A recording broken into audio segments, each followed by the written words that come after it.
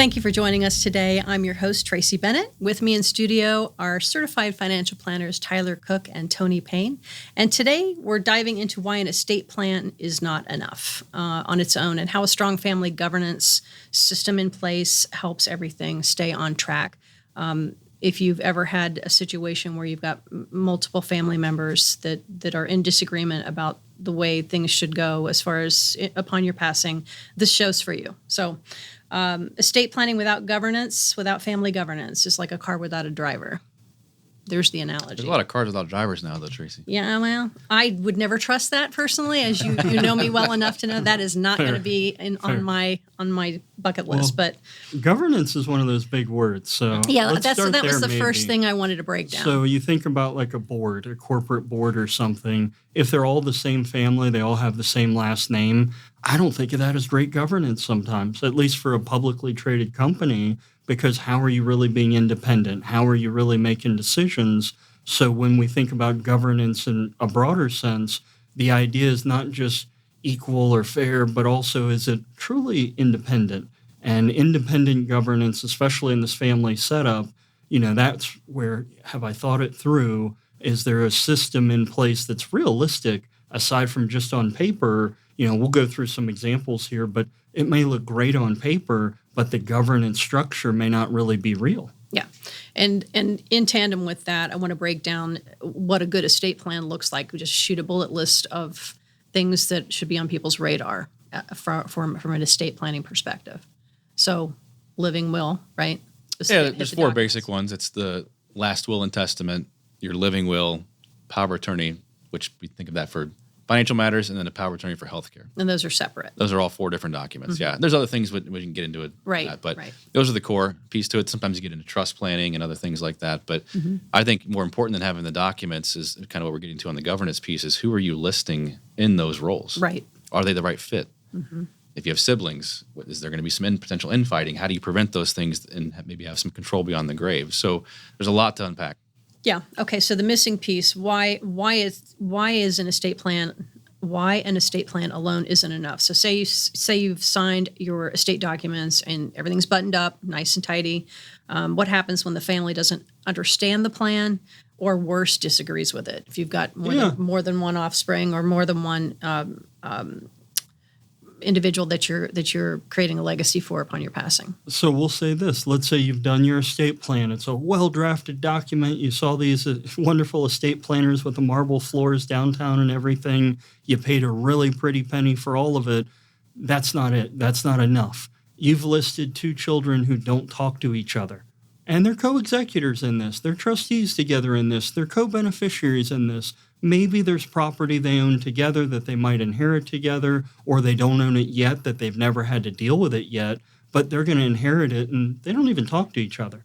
I mean, I can't help but think of a better example of a lack of governance structure, but having a perfect plan laid out. Everything's there, but if they're already contentious before money gets involved and decisions are to be made, that seems like a poor governance structure. And we're not attorneys, but there are suggested ways you can go about it. Yeah, and even the opposite side of that. Let's say things are great now. Let's just say they don't fall apart later. I've seen that happen. In-laws get in the picture, get in somebody's ear. People change. Money changes people. You hear that all the time. It's very real when it comes to emotional times like the death of a parent in an inheritance scenario. So you have to think both sides of that. It's good now, could go south later, or it's terrible now, maybe it gets better in the future. But there are structures and strategies you can implement now to put some guardrails on it.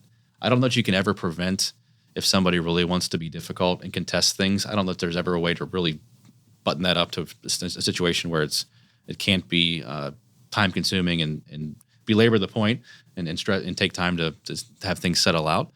But you can do your best to put some guardrails in place and hopefully steer the conversation when you're not there to something that's productive. And that kind of starts with, and you're leading to my next point, that kind of starts with creating the system now. Mm-hmm. So not just having the conversations, but doing what? Well, I would say making sure that the plan is cohesive. Mm-hmm. And it's not just having the documents. I keep saying that. It's not just the documents, but you own that property. You have that 401k. Are the beneficiaries listed in accordance with your documents? If those are out of date and maybe they list an ex-spouse or they list a child who's passed, There could be things very complicated there that are outside of your estate plan that now you've created a big mess because you didn't have a cohesive plan. Quick story on that one. I saw a scenario years ago. Somebody listed the oldest child as the primary beneficiary in their 401k. Well, there were 3 siblings. The reason why the parent who passed away did that was because that was the oldest child and thought that they could take care of everything the easiest, right? They were the older one. Created a huge nightmare because, as we know, doesn't matter what your will says. If whoever you list on your beneficiary for your 401k, it passes directly to them, regardless of what your will says or those fancy documents, Tony. So that was a huge mistake because now, how do you get money to the other 2 siblings? Only way you can do it is take a taxable distribution, which screws up their planning, the one person's planning, to then get money to the other 2 siblings. So you can have the best intentions, but if you don't execute, it means nothing. I'll tell you something I did not know until I was 58 years old, which was a long time ago. And that is that when you open a checking or savings account, there's no beneficiary assigned to that automatically. Those folks are not trained or on deck to tell you, do you want a beneficiary or transfer on death for this account? You have to go back in and make sure that they are aligned, or your entire estate goes into probate if that's left unattended. I did not know that. Well, and it always depends. I mean, in legal things, we can't say definites, but things like that. Mr. Compliance. Well, It's right. Yeah. It's true, though. Definitive. Okay. Yeah, again, you wouldn't want to transfer on death if you have a very complicated plan because then it automatically goes somewhere. You might have other things going. So, again, the idea of it's available, and I think that's the real point, just knowing the availability of it, because that difference of what kind of things are contract assets. The idea is, where can I list a beneficiary? And that's the key word, a beneficiary, versus when is it a transfer on death, a payable on death? That's a different kind of asset that, like you said, it might go through the will, it could go through probate and be expensive, be public. So depending upon what kind of asset it is, what it is, it depends on how am I going to set it up so it goes to the next person the right way. Right. I actually know of a situation as well where somebody had they had a pension, and there was an annuity buried in the pension. So when the power of attorney documents were handed over upon helping this person with their estate, the company did not allude to the point person that this existed, and the owner didn't remember it existing. So when the person passed away, it threw the entire estate into probate because the annuity was beneficiaried over to a deceased ex-spouse. So That's a problem. Oh my gosh, I can't imagine. So you really have to do your homework, make sure that all of the paperwork is done properly, and call and ask the questions. Is there anything else tied to this account that needs to be addressed? Because they're not going to offer it up. No, not at all. I think that's a big governance issue. It's what can you do present day versus upon your passing. And the next piece to that, I think, would be using a scenario where there's siblings is family meetings, talking through those things, making sure it's very clear that here's why I picked so-and-so to be the trustee, or here's why I didn't. I think if you have those open conversations, it'll limit some of the confusion in the future and perhaps the infighting. And if you're worried about the fight at the family meeting, imagine the fight when they read the will. Yeah. If you can't have the family meeting and you're thinking that that's too much to share, it's going to be contentious, think about the problem you're setting up in the future. Right. So the idea, too, of the governance you might set up, it may not matter if things aren't flowing into your plan. So back to the beneficiaries, the ownership, all the things you were mentioning there, if those aren't buttoned up, you might even have a great governance structure, but if that thing is outside of it, it may not matter. We see that a lot when people get into complex trust planning. They forget the second half of the process. They go meet with the attorney, do the drafts, spend the time listing people.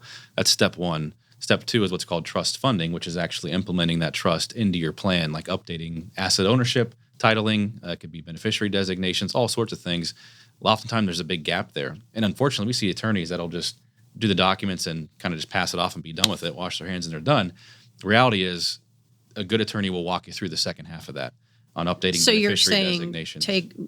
take Joey's name off of it and put the beneficiary as the trust. As It opposed to depends. the Yeah, person. it depends on the scenario. Sometimes it's a trust, sometimes it's a spouse, sometimes there's contingencies involved. There's a lot there. But if you don't do that, you spent $10,000 on documents for nothing. Yeah. Even things like your timeshare, your condo. Yeah. I mean, stuff like that that has a contract that you own that has a value to it. Those are all examples, like you were saying, that could throw off the estate, make you have to take off of work, go through the headache and heartache, and it might not even be that valuable of an asset. So That's a great point on the back end with the governance piece. If you think you're doing all the right things now with listing, co-executors in your example or siblings where they have to get along, if that doesn't play out the way you hope it will, then on the back end, what ends up happening? Well, it's time and money. Attorney fees start racking up. You think attorneys were expensive to draft the documents. They really make their money on the back end when people pass away. Yeah. And so that's if you can save time and money now, that's great. But think about the bigger picture, because if there's going to be delay, your wishes aren't being carried out and the money's not going to the next generation because of some type of a holdup. And you just overlook those things in the time while you were here, and you could influence some of the thought process. Yeah. That ties into the next point, communicating legacy values beyond the assets. So let's say you want your wealth to reflect more than the numbers, and how do you pass that along with, how do you pass along what matters most without just writing it in a will? What kinds of things can people do?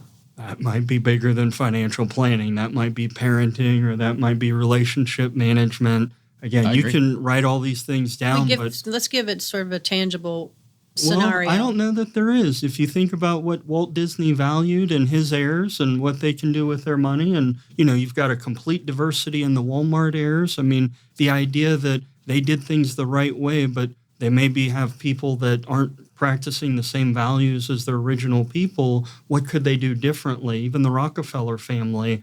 I mean, there's only so much you could do. Mm-hmm. So the reality of just owning that, and rather than let me write this perfect thing out and feel good about it, and then when I die, it doesn't mean much, that's where I was coming from. Remember the old, have you ever seen an old will from the turn of the century where there were, you can have this as long as you do with it a certain. They were, yes. They were very, very specific about what they wanted done I with their won't go into assets. details, but they were very specific and not in great ways sometimes. So we're aware.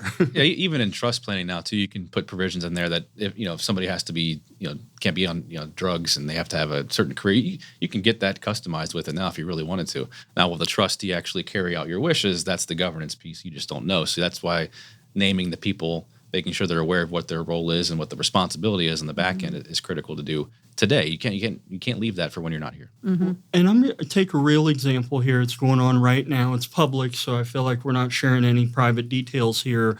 But right now, Jimmy Buffett's estate is in the news. And again, this is somebody with millions of dollars, great estate attorneys, all the tools available. But it comes down to corporate governance really in the estate. The financial advisor's not getting along with the spouse. The spouse wants to have the trustee, the financial advisor, removed. And there's disputes about how much money so-and-so should get, where money should be spent, how much money am I entitled to versus other children or charities, and, how is the business doing? How are we running the business? You can imagine you were the spouse. You were making decisions with your co-partner right then, and all that power almost gets taken away where, I hate to say I'm almost like a child, but here's your allowance, here's your this, here's your that.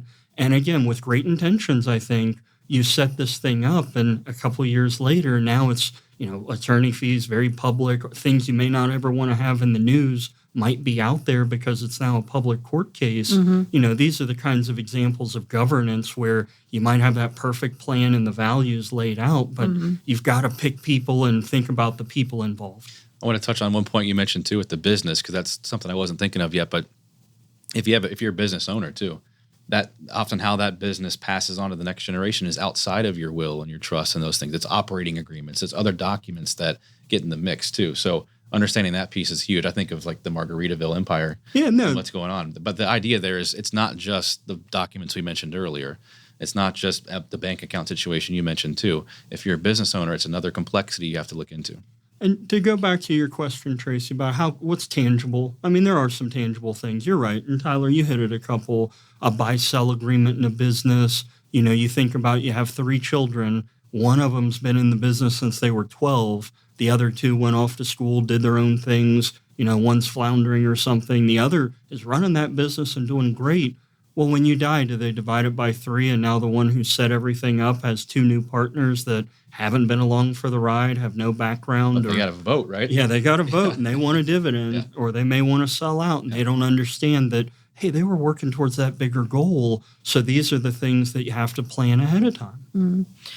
What if somebody is set up as a trustee, but they've never seen the trust before? What's the first move that they need to make upon the passing of the person that I don't have signed it? any stats to support that, but I think that's probably how it goes a lot of the time. Maybe don't see it. They don't know what's in and that could be to what you talked about on other shows too, about this mindset of the parents not wanting to disclose certain things and have the open conversation. But that's a real scenario, and lots of people get thrust into that situation, and it's extremely emotional. And again, emotions and money don't mix. And so the idea there is this best way you could do with that is teaching the guardrails. And you can create summaries, and we help do some of this stuff too. We're not attorneys by any means, but just translating the document, what it actually means, what you could expect if you are in the situation. Every year we're asking clients about that. Do you have a new role in somebody else's estate plan that you didn't last year? So it's just again, going back to the theme here, which is having that conversation. That's the only way you're going to find out. But I think you're right, Tracy. There's many scenarios where they've never seen the document until their parents are gone. And then what do they do? What do they do first? I mean, If they're smart, they'll get an attorney involved. Okay. An attorney gets involved. Somebody like us can help overlook their shoulder as well, just get another set of eyes on things. You probably want to loop in a CPA because there's probably tax issues. So you really have to circle the wagons and just make sure that you're talking to the right people. Get your team. Get your Yeah. team. And that's also where the governance could come into play sometimes. You might be tying hands you don't want to tie. So the idea of, if it's so simple, why am I making it complicated? Maybe you don't have to. So the idea of, if this is where the money's supposed to go, maybe I don't need that trust I used to have. Maybe the kids are older now. Maybe I don't have the business I used to have. The concerns are gone. There might be reasons to consult with your attorney to say, can we simplify this? Can I just make it easier so that, they could do what they wanted with it? And it's the opposite side. What a maybe. nice problem to have. Right? Yeah. And it happens, though, because then you think about, what if those hands were tied when they shouldn't be? And that's a problem. What's the biggest moments you guys see when families skip a governance? There's so many. Yeah. The biggest one, I think, is the siblings not getting along, and they all have equal power. You just hit a stalemate.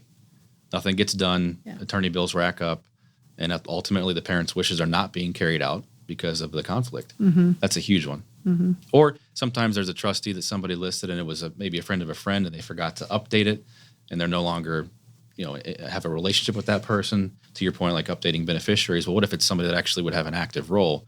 Making sure you have contingencies listed and successors is a critical piece. But making a mistake with the people you list in the documents and then not executing what you wished is a huge one.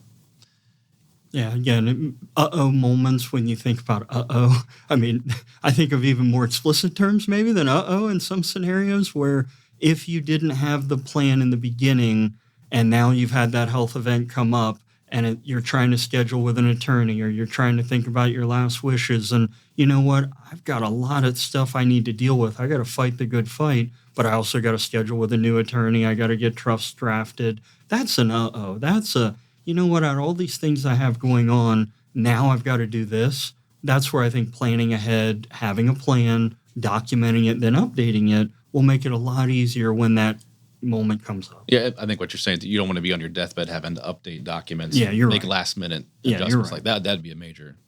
Yikes. Yeah, Yeah. and we've seen it. Yeah. That's, I can't imagine. Attorneys literally going to the hospital to get documents Oh, signed. wow.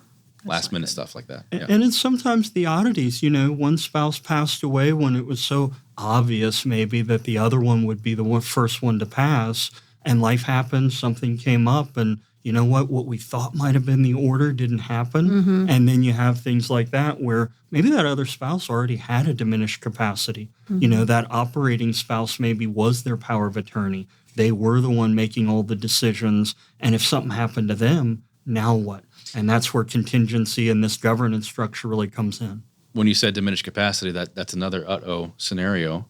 Trying to get documents done after you're perhaps declared incompetent by a physician, that's a major problem.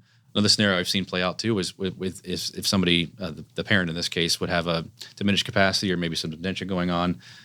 it's not caught by an attorney or professional and they go in and start changing documents and naming other people as beneficiaries, Ooh. bypassing other family members.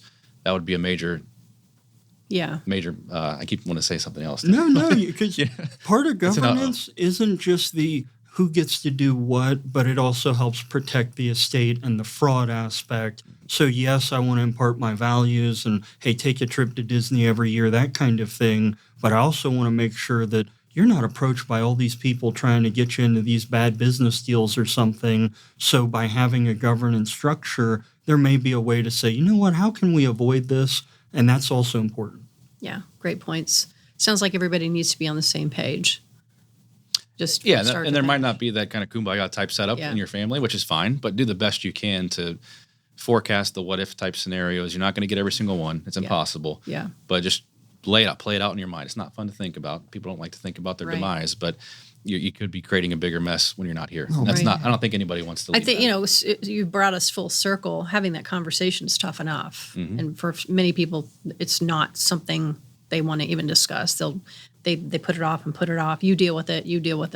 And then before long, it's right here. It's a double whammy, right? I mean, you don't want to talk about death. I'm going to duck my head in the sand on that one. And then if I have issues in my family or something contentious there, I probably want to avoid that one too and don't want to pull that one out. Right. So the two of those together are where some of these terrible scenarios come up where you have to own it, take control now. And there may not be a perfect solution, but to craft something now is going to be better than the alternative.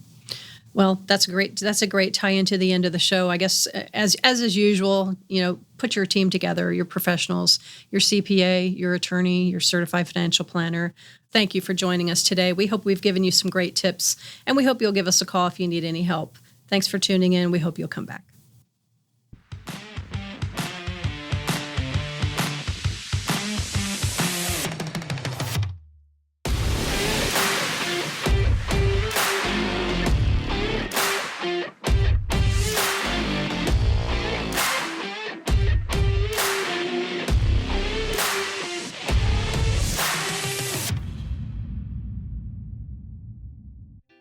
Boxland Media. Think big,